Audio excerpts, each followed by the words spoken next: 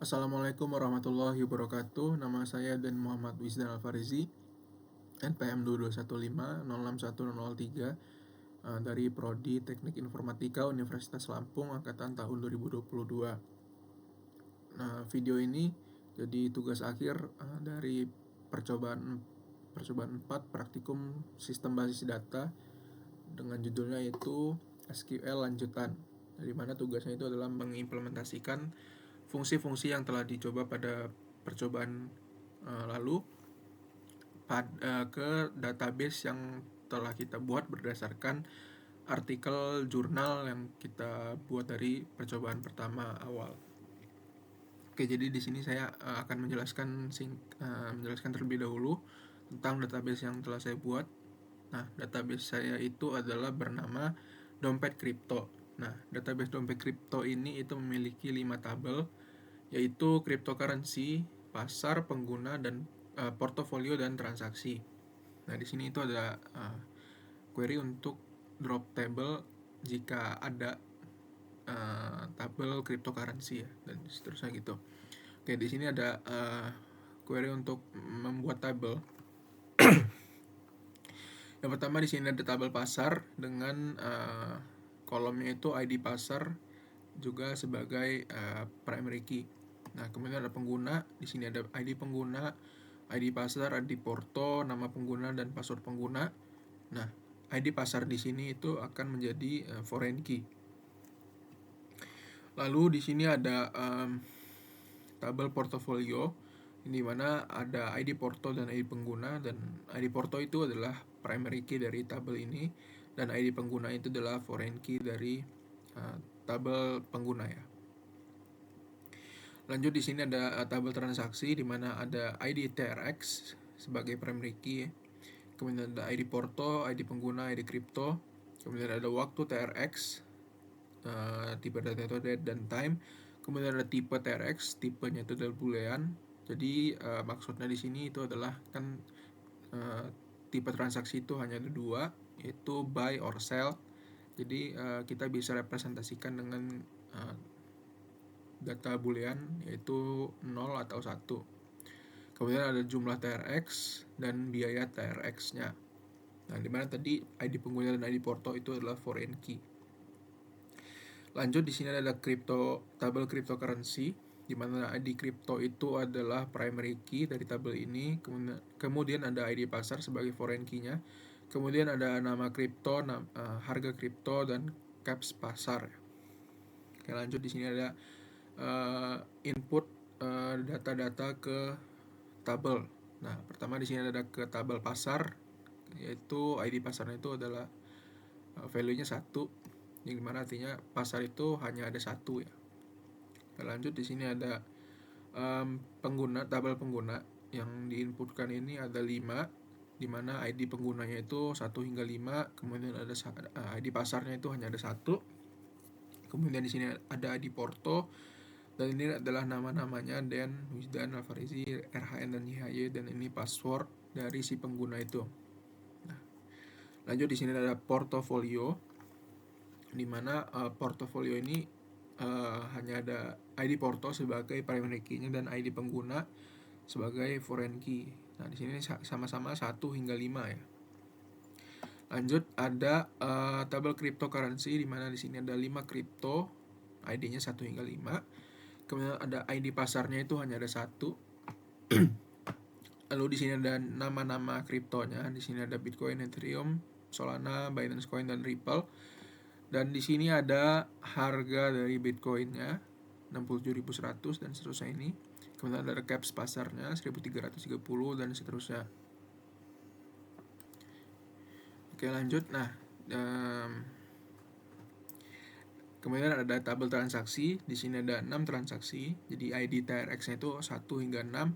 Kemudian di sini itu adalah ID porto dan ID pengguna. Jadi di mana jika si ID portonya itu 1, maka penggunanya itu juga ID-nya 1. Nah, di sini kemudian ada ID kripto yang terlibat pada si transaksi ini. Nah, kemudian ada tanggal dan waktunya transaksi ini. Kemudian ada tipenya yaitu 1, artinya adalah buy. Kemudian di sini ada 0,3. 0,3 ini adalah jumlah TRX-nya, alias jumlah kripto yang ditransaksikan pada transaksi ini. Nah, kemudian di sini ada biaya TRX, yaitu total biayanya pada transaksi ini.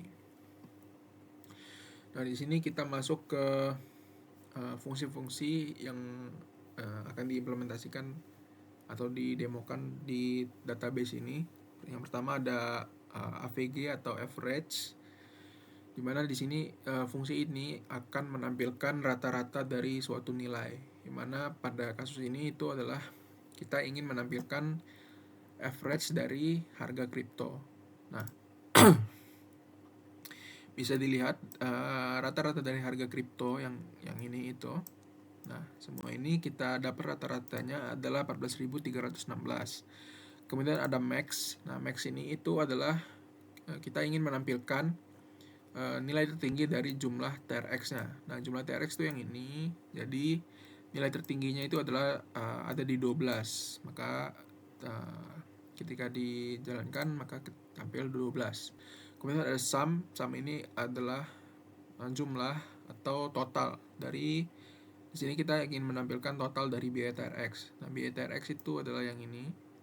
Kemudian maka dari itu kita dapat totalnya itu adalah 46.887. Dan ini juga sama seperti tadi, tapi kita tampilkan menjadi satu tabel.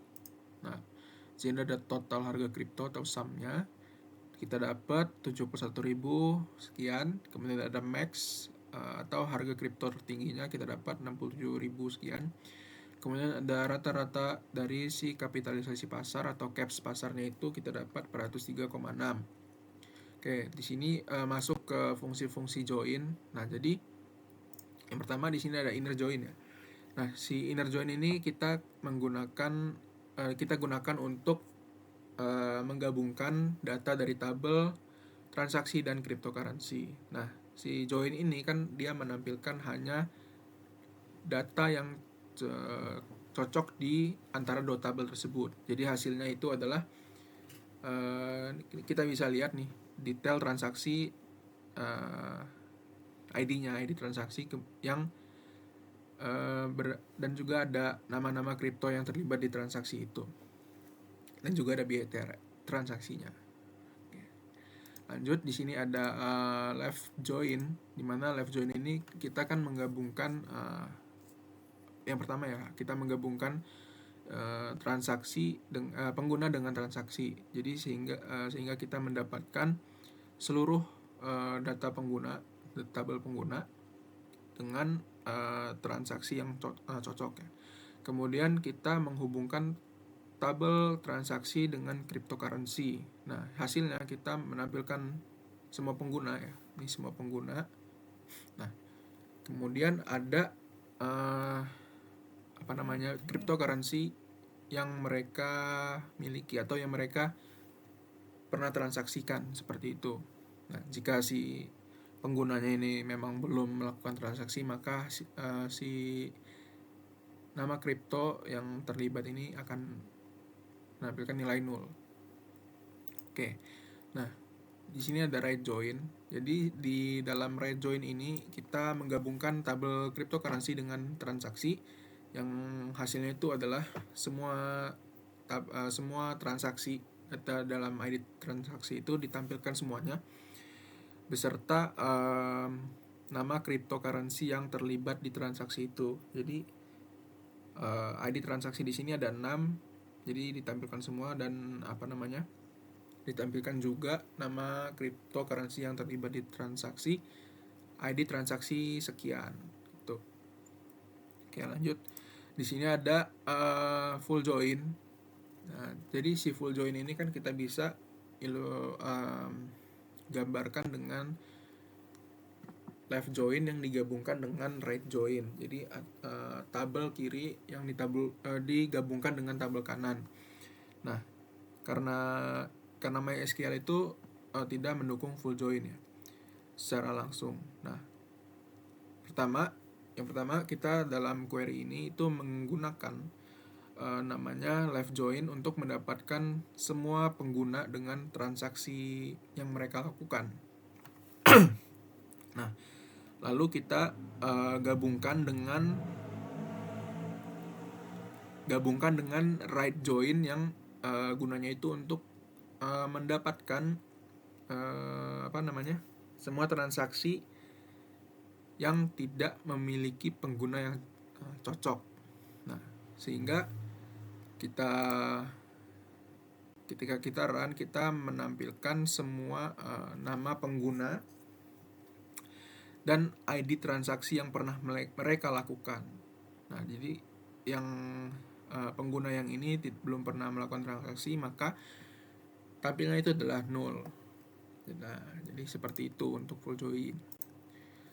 Baik, jadi mungkin karena implementasi fungsi dan joinnya sudah saya demonstrasikan, saya rasa cukup.